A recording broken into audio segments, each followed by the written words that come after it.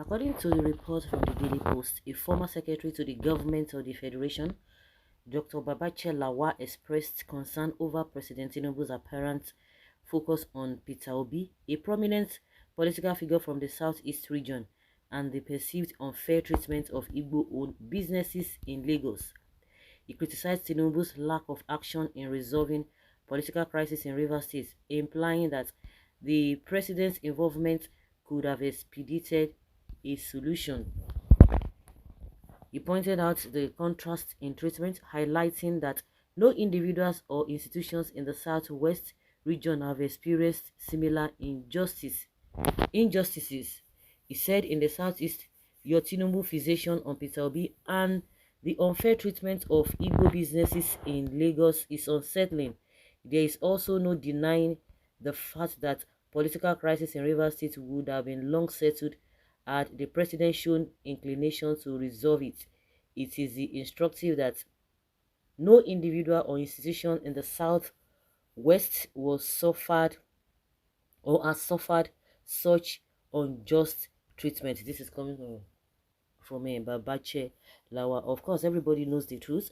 You can argue all you want, all you care, how you want it. You can do your argument, but the truth is there for everybody to see. Just like the hoodlums who went to Lagos Island, went to the market and began to threaten the people, and the IGP was asked that you are saying that some people want to hijack the protest, some people are threatening, and what have you.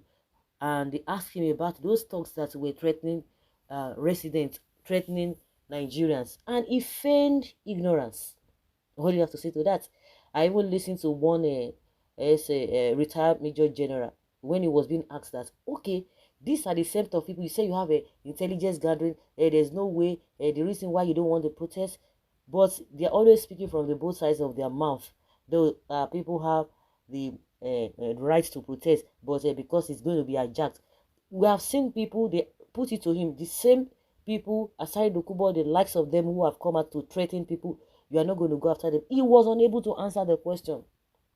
And he will come out and be telling us all manner of nonsense stories.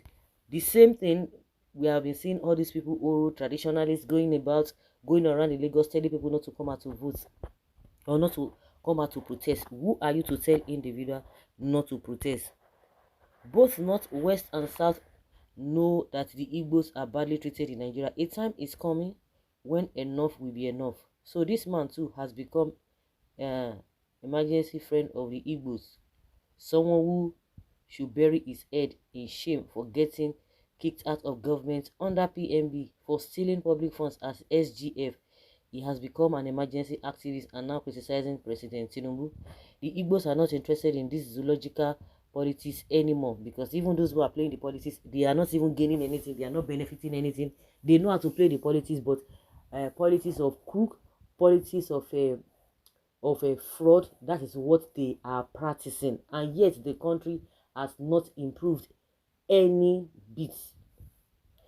That is a Yoruba life for you, okay? A very useless tribe. It's unfortunate that some people are trying to generalize. We still have people who are honest. It's not everybody. Like I always say, it's not everybody, but unfortunately we are seeing majority of the bad people. I always say that you have a bad people, you have good people all over the place. But the unfortunate thing there is that you see the bad people always showcasing themselves. They are always everywhere. And those who are not even patient enough will just generalize. Oh yes, these are the set of people who are bad. In Igbo land, are you telling me that we don't have a bad people? They're full Jabrata, Berekete, they're full. Is it in the north? Oh my God, they are there. We have good people also in every society. Dr. Abachir Lawal is a sincere person. Not every northerner is a hater. Kindly not generalize. Igbos are not part of the protest. It is your people, Yoruba and the Fulani. We are watching the drama. True talk from Abachir Lawal, who ask you to speak for the Igbos. Your people hate Igbos and never want to see them progressing. It is obvious Tinubu is not even favoring you. Hence, you are using the Igbo angle to become prominent. We know how your brother, the INEC chairman, robbed Obi of the presidential election. The guilty are afraid Peter Obi's mandate was stolen and his shadow is always chasing the thieves. Thanks so much for saying the truth. May God add more meaningful years to your life. It behoves on Tinubu to accept and apply the right antidote. Those criticizing this man of integrity are criticizing the truth, and truth stands the test of time. Please, Babachir Lawal, when did you start loving and speaking for Igbos? When you and your brother, late Buhari, were in power, what did you do for Igbos? You and your brothers by Igbos. Please, I would like to advise you and your political opponents to stop mentioning Igbos when you are playing politics. Okay? Don't mind this man. He's hypocrite.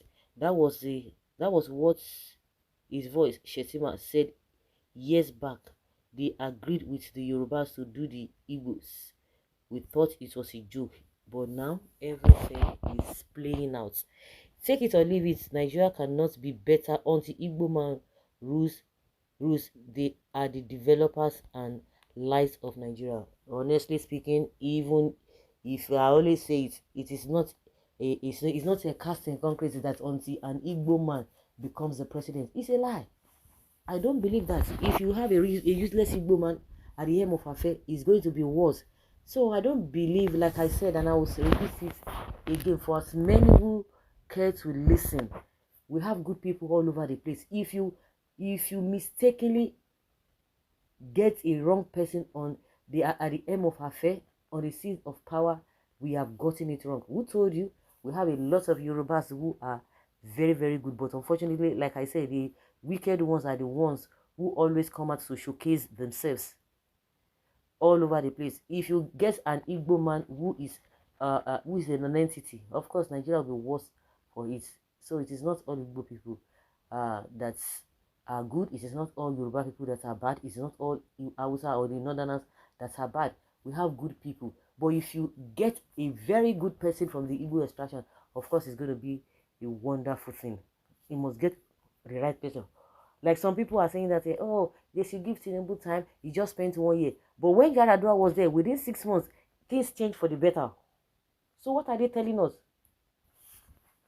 What are they trying to tell us in that regard?